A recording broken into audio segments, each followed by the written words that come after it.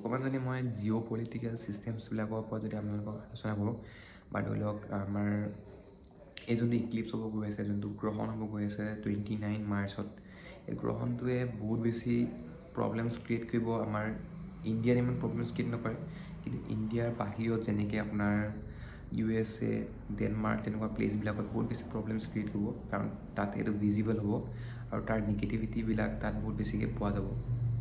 এতিয়া যিহেতু ৱাৰ, যদি আপোনালোকে ভাবিছে যে ৱাৰ শেষ হ'ল, কিন্তু এতিয়া লাহে লাহে ৱাৰটো আকৌ বাঢ়িব আৰু লগতে বেলেগ বেলেগ ৰাজ্যবিলাকো বেলেগ বেলেগ দেশবিলাকো ইয়াত ইনভলভমেণ্ট হ'ব এনেকুৱা ৱাৰবিলাকত।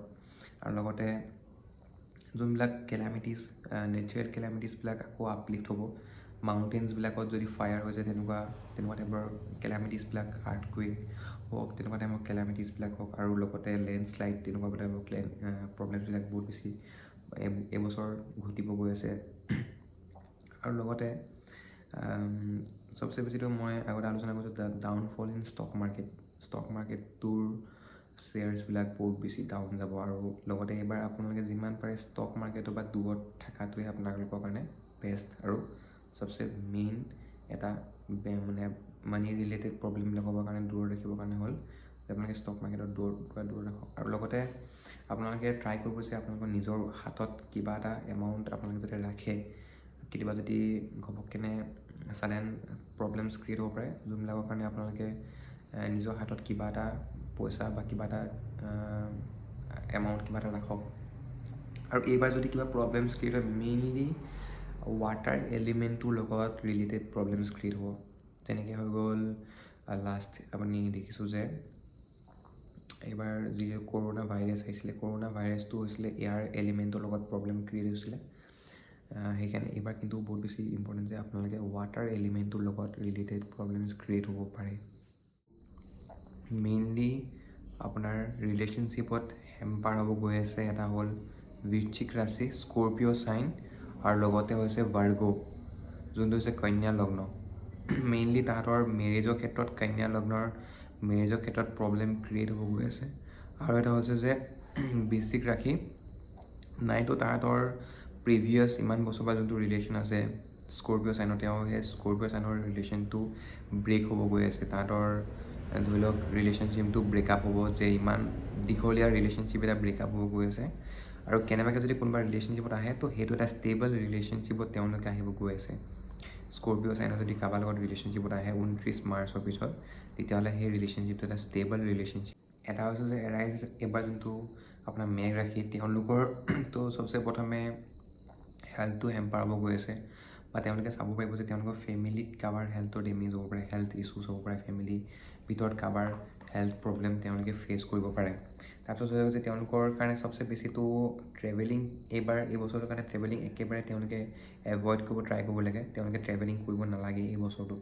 আৰু যদি কেনেবাকৈ স্পিৰিচুৱেল ট্ৰেভেলবিলাক হৈছে, আধ্যাত্মিক ভ্ৰমণ, তেতিয়াহ'লে তেওঁলোকে সেইটো কৰিব লাগে। আৰু সেইটোৰ পৰা তেওঁলোকে বেছি নিজৰ লাইফটো গ্ৰ'থ কৰিব পাৰিব। এটা হৈছে যে যোনবিলাক শিৱৰ জ্যোতিৰ্লিংগ আছে, সেইবিলাক যদি ভিজিট কৰিব পাৰে, তেতিয়াহ'লে তেওঁলোকৰ কাৰণে চবচে বেছি বেনিফিচিয়েল হ'ব গৈছে।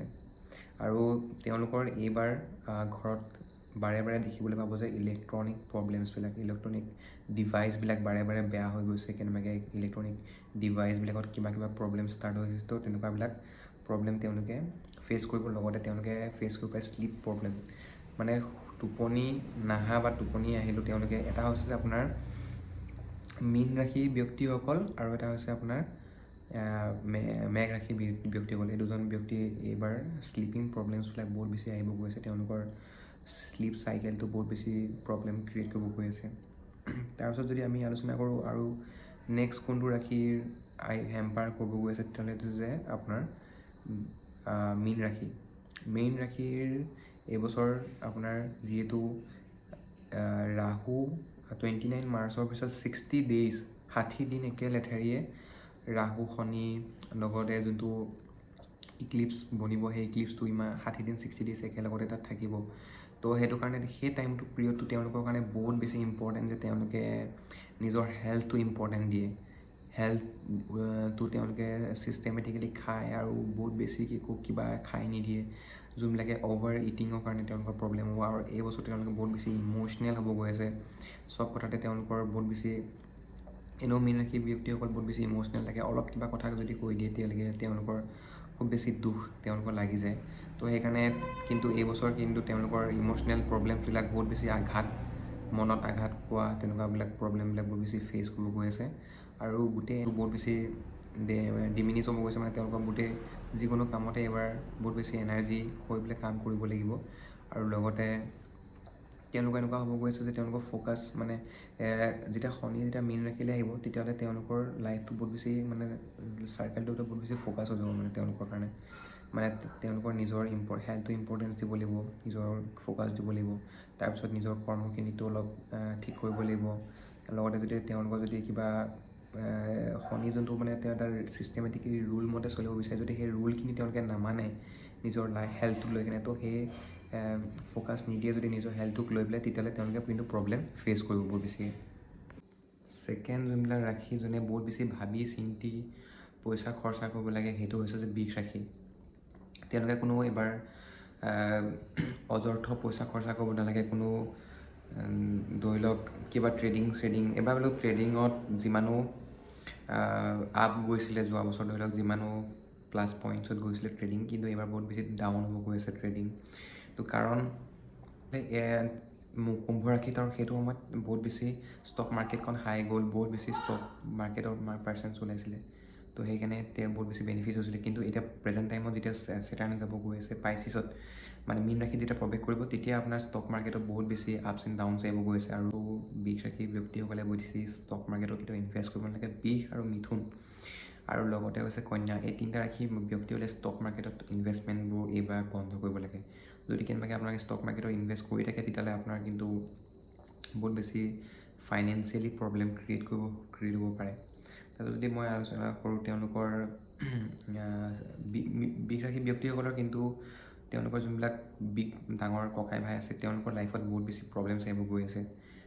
বৃষ লগ্ন ব্যক্তিসকল বা ধৰি লওক বৃষ ৰাশিটোতকৈ লগ্নটো বেছি ইম্পৰ্টেণ্ট। যদি বৃষ লগ্নৰ ব্যক্তি হয়, তেতিয়াহ'লে আপোনাৰ কিন্তু আপোনালোকৰ ফেমিলিত আপোনালোকৰ নিজৰ দাদা লাইফত বহুত বেছি প্ৰব্লেমছ আহিব গৈ আছে। তেওঁলোকে এইবাৰ সাৱধান হোৱাটো বহুত বেছি দৰকাৰী। তাৰপিছত যদি আমি কওঁ মিথুন লগ্ন, তেতিয়াহ'লে মিথুন লগ্নবিলাকৰ কাৰণে এতিয়া বৰ্তমান যেতিয়া 29 মাৰ্চৰ পিছৰ পৰা তেওঁলোকৰ লাইফটো অকণমান ষ্ট্ৰাগলটো কমিব কিছুমান ক্ষেত্ৰত, আৰু কিছুমান ক্ষেত্ৰত তেওঁলোকে অলপ প্ৰব্লেমছ পাবও পাৰে। তেওঁলোকে এনেই মিথুন ৰাশি ব্যক্তিসকলে বহুত বেছি ডিচিজন মেকিং পাৱাৰটো বহুত বেছি উইক থাকে। তেওঁলোকে চাকৰি কৰিম নে কি কৰিম সেইবিলাক ক্ষেত্ৰত বহুত বেছি ডিচিজন বনাব নোৱাৰে। বিজনেছৰ প্ৰতি তেওঁলোকৰ অলপ ইচ্ছা থাকে, আৰু তেওঁলোকে সেইকাৰণে তেওঁলোকৰ কৰ্মজীৱনটো এটা মানে নৰ্মেল হৈ থাকি যায়। কিন্তু তেওঁলোকে যদি বিজনেছৰ ক্ষেত্ৰতো যায়, তেতিয়াহ'লে তেওঁলোকে পাৰে ভাল এটা গ্ৰ'থ কৰিব পাৰে। কিন্তু তেওঁলোকে যদি ডিচিজন বনাব নোৱাৰে, সেইটোতে তেওঁলোকৰ আধা আধি লাইফটো বা আধা আধি বয়সটো পাৰ হৈ যায়। মিথুন ৰাশি এইবাৰ বহুত বেছি ইম্পৰ্টেণ্ট হৈ যাব গৈ আছে যে তেওঁলোকে নিজৰ কেৰিয়াৰটো লৈ পেলাই কিবা এটা মেজৰ ডিচিজন এটা বনোৱাক। তেওঁলোকে কেৰিয়াৰটোক তেওঁলোকে ফ'কাছ কৰক, আৰু এটা ভাল ডিচিজন এটা বনাওক যোনটোৱে তেওঁলোকৰ কেৰিয়াৰটো আপলিফ্ট কৰিবলৈ হেল্প কৰিব।